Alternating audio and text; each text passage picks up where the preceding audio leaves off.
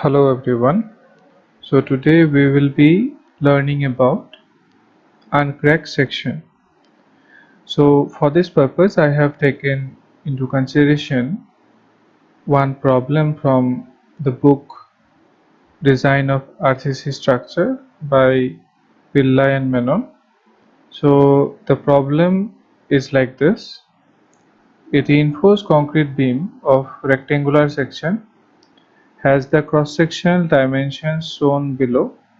So this is the dimension that is given. So here B is 300 mm, that means the width is 300 mm, and the overall depth from here to here, the overall depth is 600 mm. And assuming that M20 grade of concrete and Fe415 grade of steel, compute cracking moment and the stresses due to an applied moment of 50 kilonewton meter. So the question asks for the cracking moment as well as the stresses when a moment of 50 kN meter is applied. So here let us start with the problem. So first of all we need to write down what are the data available with us. So as you can see, this is the cross section. So here grade of the concrete is given as M20, that is the FCK value is 20 MPa. The size of the concrete, that means the concrete section is here. So the size of the section is, the width B is equal to 300 mm, the overall depth is 600 mm. So from here from top fiber to the bottom fiber, this is 600 mm. Now one term that you will first get to know, that this is effective cover. So first let me explain to you what is effective cover. Effective cover is the distance of the center of the reinforcement from the soffit of the beam or from the edge of the beam. So here if you see in the figure, so this is the line which lies at the center of the reinforcement, and this is the soffit or the extreme fiber of the beam section. The distance from the extreme edge of the beam section to the center of the reinforcement, this distance is called effective cover. There is another term that you will get to know, that is clear cover. So if it is clear cover, then that means the distance from this edge to the side of the reinforcement, to the edge of the reinforcement, the distance from edge of the section to the edge of the reinforcement, that is the clear cover. And if it is effective cover, then the distance from the edge of the section to the center of the reinforcement. So if you see in the figure, this is 600, this is 550, so this should be 50 mm. So that means the effective cover given here is 50 mm. Now the term effective depth will be frequently used in our design. So the meaning of effective depth is the overall depth minus the effective cover. That means this is the distance from the top fiber of the section to the center of the reinforcement. This is 550. Always remember that overall depth is represented by capital D and effective depth is represented by small d. Now also in the beam the reinforcements are also given. In the figure you can also see that it has four numbers of 25 mm bar. 25 mm bar means the diameter of the bar is 25 mm. So here it is written as like this, 4 25 5. That means four numbers of 25 mm bar are present at this particular section. So if I want to find out what is the total area of steel that is present in the section is, that is area, that is numbers, area of the steel is equal to 4 into pi into d square by 4. So this will give you the total area of the steel present in the section, and that comes out to be 1.963 into 10 to the power 3 mm square. So these are the data that is available to you before proceeding with our problem. Now let's see what are the material properties of this particular section. The first thing is that we have to assume, we have to find out the cracking moment. That means the moment at which the beam cracks, that moment we need to find out. Now that means we need to know at what stress the section will undergo cracking. So our main objective here is to find out the cracking stress first. I have already told you in the previous class what is modulus of rupture. So you know that it is 0.7 root over FCK, where FCK is the characteristic strength of the concrete. So let's go into depth of this. So first let's find out the material property. Material property, the first thing that you need to find out, this is the modular ratio. I have already explained to you what is modular ratio. Modular ratio is the ratio of Young's modulus of elasticity of steel divided by Young's modulus of elasticity of concrete. Okay, and that value we can calculate. But the thing is, in the IS 456, in the clause number B2.1.2, you will get an equation where M is equal to 280 by 3 sigma CBC. This equation is very important. I can show you the clause. This is the clause which you can find out in IS 456. Now it says that the modular ratio M has the value 280 by 3 sigma CBC, where what is sigma CBC? Sigma CBC is the permissible compressive stress due to bending in concrete in Newton per mm square as specified in table 21. And also it has some note, the expression given for M partially takes into account of long-term effects such as creep.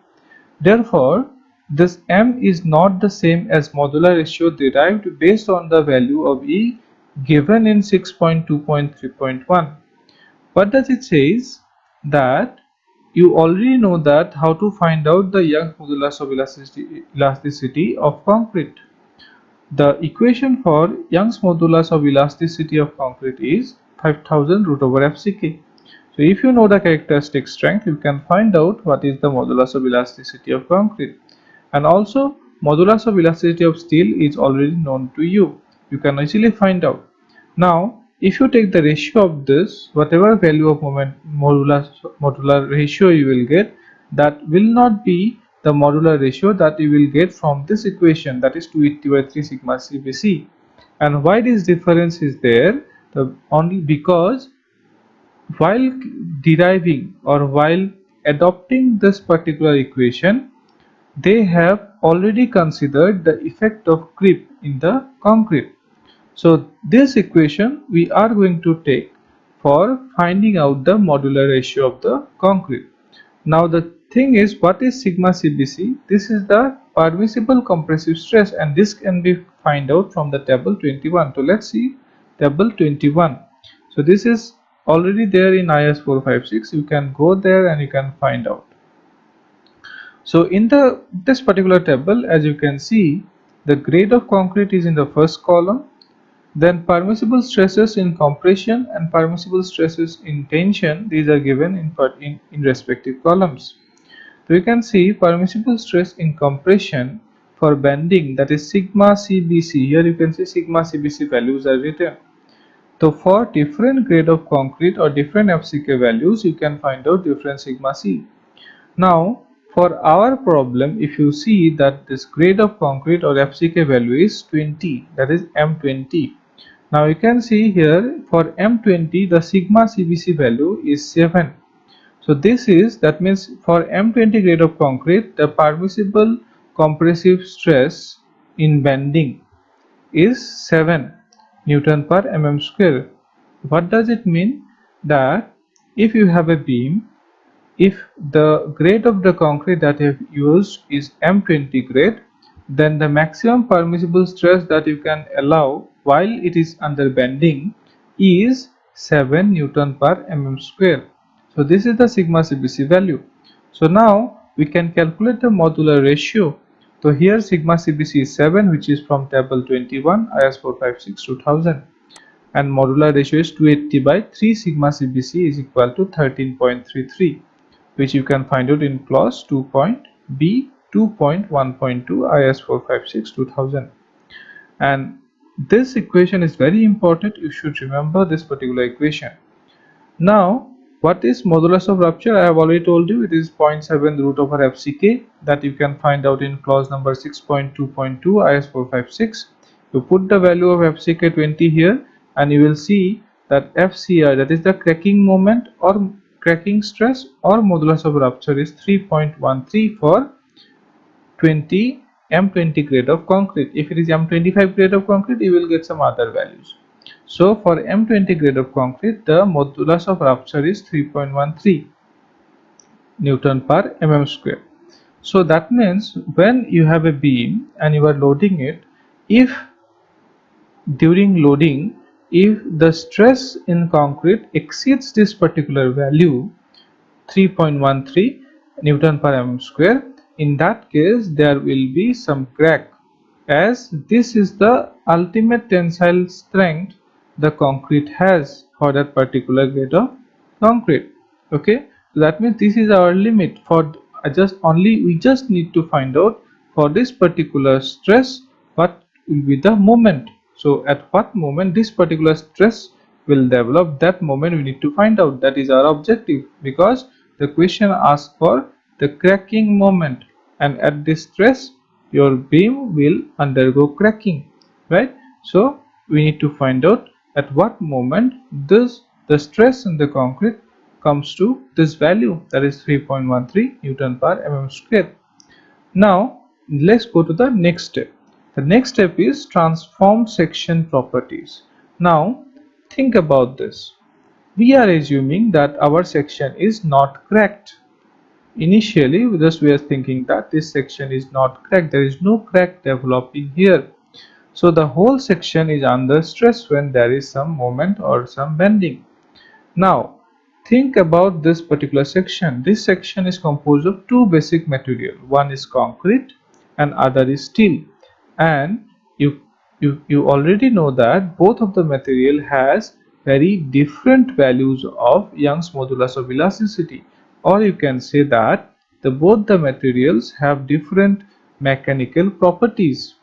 Now if I have to find out the moment of inertia of the area moment of inertia or the new depth of the neutral axis, then if I consider both the material, then it will not be the correct approach.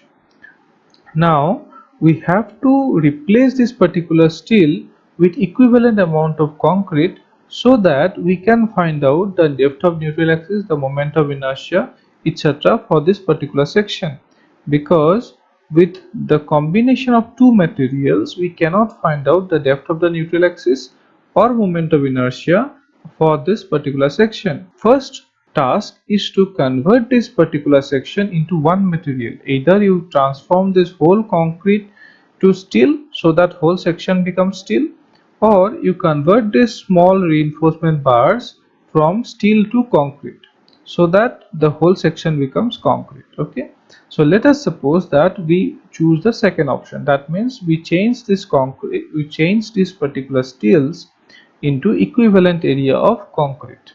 And how we can do that? We can do that with the help of modular ratio. So you can see that this particular numbers of reinforcement bars are replaced by equivalent amount of concrete. So that is why this protrusion you are looking at, so these are the actually nothing but the equivalent amount of concrete that should be there if I replace this particular steel reinforcement bars. And these holes you are looking at, these are because because in this section if the steels are removed, then holes will left behind, so holes are kept as it is. Now think about this while calculating the transformed area. Now the transformed area of cross section can be found out using this equation. So if you want to find out the transformed area, then it can be done by this equation, where AT is the transformed area is equal to B into D. B is the width, D is the overall depth. So this will give you the this particular two term will give you the overall or gross cross-sectional area of the section. And this m minus 1 ast, this term will give you the equivalent area of the steel. And if you put all the appropriate values, ast is the area of steel, okay, and if you combine all these values you will get the transformed area of the section, okay. But why m minus 1? Because you can see here I have explained, suppose the area of the steel is what, ast we have already calculated, it is 1.963 into 10 to the power 3 mm square, right? If I convert this area of steel into say concrete, equivalent concrete, in that case what I need to do, I just need to multiply this area of steel with the modular ratio, where modular ratio is 13.33, and you multiply, then you will get 2.617 mm square. So this is what, this is nothing but equivalent amount of concrete, if I replace this ast with concrete, then this much of concrete will be required. Then the total area of the section, that is gross section, is b into d, that means 1.8 into 10 to the power 5 mm square.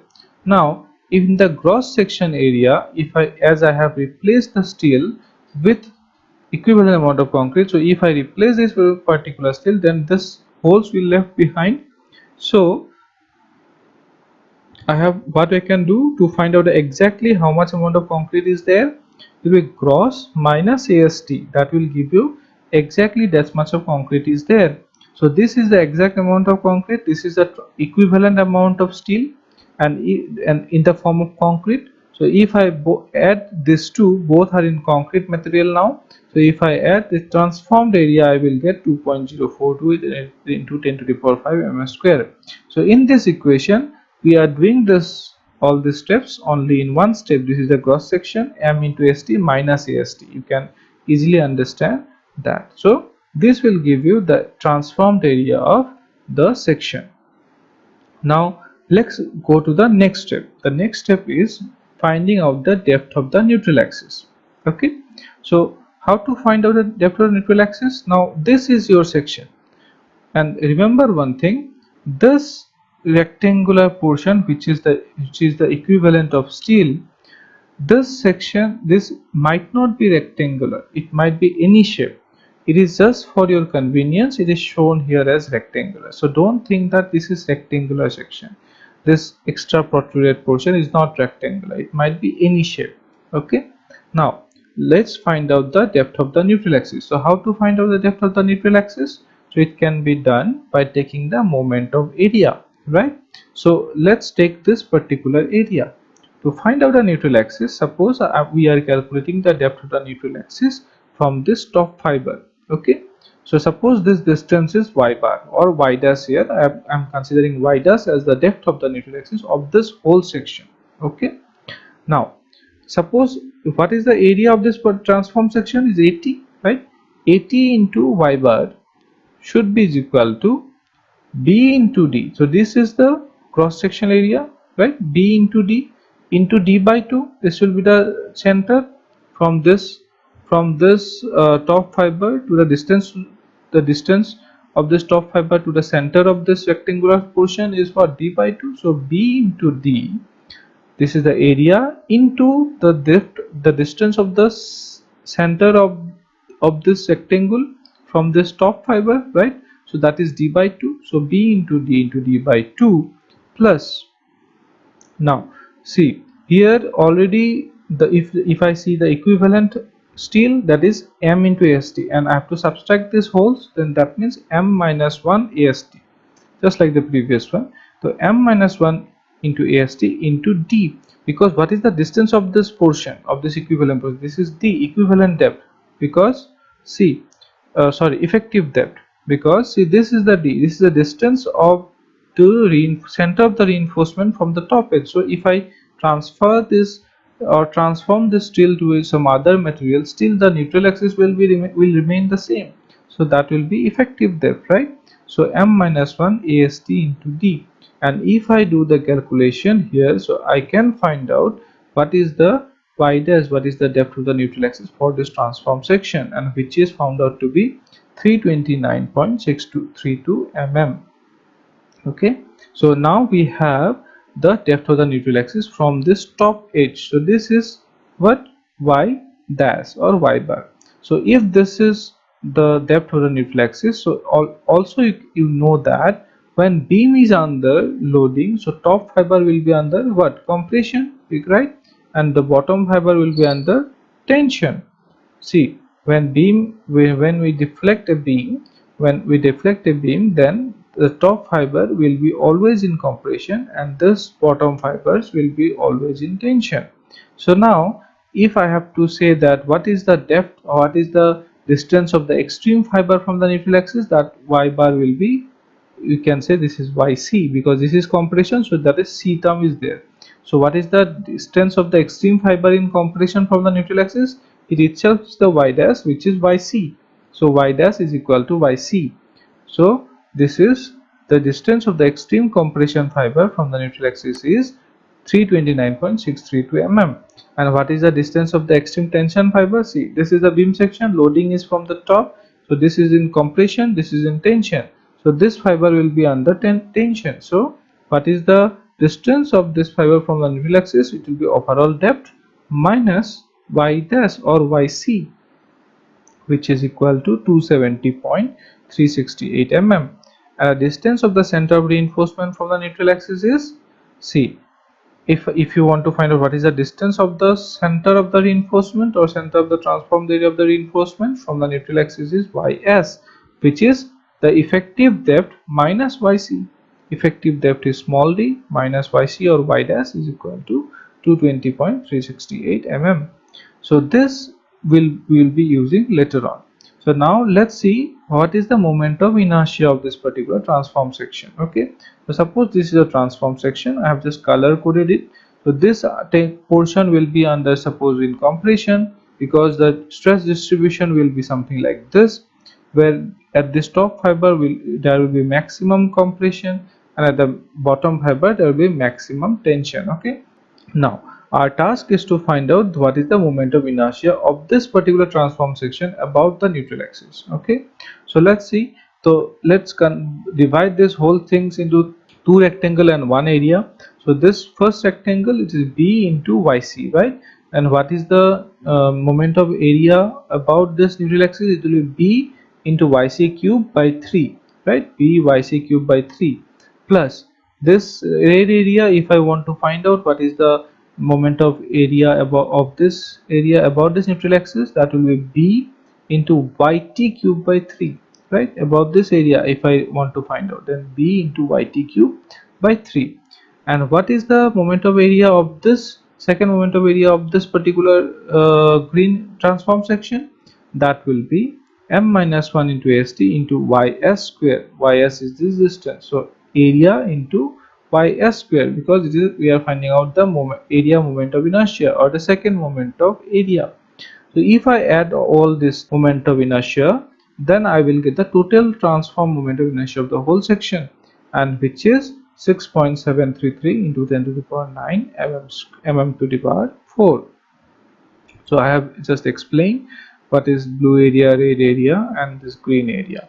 Now why we have calculated this moment, why we have calculated this yc, yt and ys, all the reason behind this calculations are to find out the cracking moment. Now what is the equation that we can find out in between the stress and distance of the fiber and moment of inertia and moment? And this equation is m by I is equal to f by y, my phi equation. I think you already have got this, the bending equation, in your strength of material class probably. So which says m by I, this, what is m is the moment in the beam, I is the moment of inertia about the neutral axis. Remember, about the neutral axis, so m by I is equal to f by y. And what is f? F is the stress at a particular fiber and y is the distance of that particular fiber from the neutral axis. Okay, so m by I is equal to f by y. Now this equation can give you what is m value if I multiply f by y with I. Okay, so that is why to use in this equation we have found that moment of inertia, we have found out the stress, which is what is the stress value? Stress value is the cracking stress, right? And y is the distance. We have already found out what is the distance of the extreme tension fiber and extreme compression fiber from the neutral axis. So if I want to find out MCR, the equation becomes FCR, that is the cracking moment, because that is the cracking stress, which you already find out FCR, and IT, that means the moment of inertia of the transform section, into IT divided by YT. Why YT? YT because YT is the distance of the tension fiber from the neutral axis, right? Extreme tension fiber or extreme bottom fiber. Now, when loading will be there in a beam, you know that always tension will occur at the bottom. So that is why, and crack is going to occur at the bottom. That is why we have considered YT. So FCR into IT divided by YT, and which gives you this particular value, that is 77.952 kilonewton meter. So this is the answer to the first question, that is, this is the moment of cracking moment for this particular beam, which has a grade of M20. Okay, now let's go to the second question, that is, it asks for what is the stress when a moment of 50 kilonewton meter is applied. Now see, the its cracking moment is 77 and the moment you have applied is 50 kilonewton meter. Now, as this applied moment is less than the cracking moment, so there will be no cracking, because this moment is less than 77, so there will be no cracking. So whatever assumption, whatever theory we are doing, everything is correct so far. So as here I have written, as the applied moment 50 km meter is less than the cracking moment, hence the section is uncracked section. Hence the assumptions of uncracked section is valid. So as we have assumed that section has to be uncracked section, so it is valid now. Now their moment is 50 kilonewton meter, right? Now you can find out what is FC value, that means what is the stress in the extreme compression fiber. Moment is there, I value, that is moment of inertia, area moment of inertia is already known to you. You just need to find out what is the distance of this fiber, right? And that is also you have calculated what is YC. YC is the distance of the extreme compression fiber from the neutral axis. So I just need to find out what is the stress at this extreme fiber. So I just use the my phi equation, and you can find out what is FC.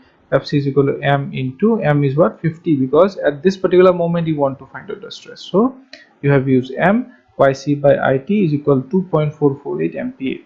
Then what is the maximum tensile stress at the extreme bottom fiber? That is FT is equal to m into YT, because YT is the distance of the extreme tension fiber from a neutral axis. What is YC? YC is the distance of the extreme compression fiber from the neutral axis. So this will give you 2.008, and which is less than critical, means cracking value, or the modulus of rupture, which is 3 point something, right? And also if you want to find out what is the stress in steel, now see, we are doing all this calculation for this particular transform section, right? So that means whatever stress we will find out at this particular distance, at the location of the or at the location of the steel, will be the stress in equivalent concrete, right? So first of all, let's find out what is the stress here.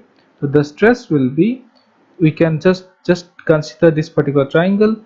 So we can consider two similar triangles. So here this is one triangle and this is the bigger triangle. So if I take the ratios, that is ys by yt, ys by yt, then I can find will be equal to fcs by fct. That means the stress, the ys by yt is equal to the stress in this particular state, this particular level, that is at the center of the reinforcement, to the stress at the extreme fiber. Okay, so now if I do this, if from the similar triangle if I do this, then I will get that what is the stress at this particular level, that is 1.995 MPa. Now remember that this particular stress is on the equivalent concrete. Our question is what is the stress at steel. So if you want to find out the stress at steel, you have to convert this stress at the equivalent concrete to steel. So that means how to do that, you just need to multiply the modular ratio with this particular value. So just multiply this modular ratio with this, you will get 26.601 MPa.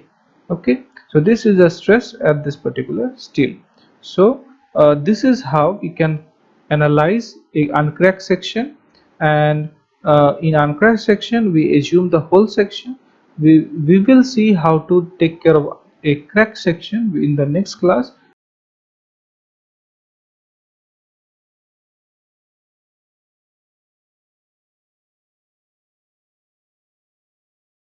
So with this I would like to conclude today's class.